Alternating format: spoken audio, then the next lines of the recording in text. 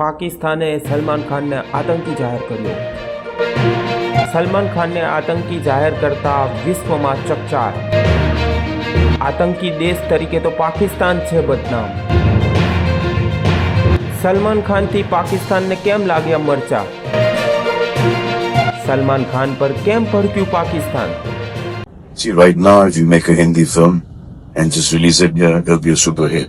If you make a Tamil film or a Telugu film or a Malayali film, they will do hundreds of crores of business just in this belt, just in the GCC belt, because so many people from our countries have come here.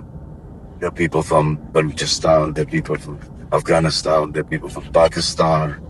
Everyone is working here. That's so nice. Do you have anything to say?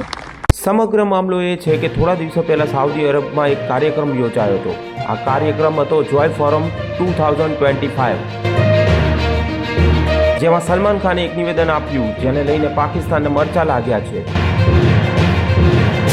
આ કાર્યક્રમનો એક video social media પર viral થયો છે, જેમાં સલમાન ખાને એવું કહ્યું, બલુચિસ્તાનના લોકો, અફઘાનિસ્તાનના લોકો અને પાકિસ્તાનના લોકો દરેક વ્યક્તિ સાઉદી અરબમાં સખત મહેનત કરી રહ્યા છે।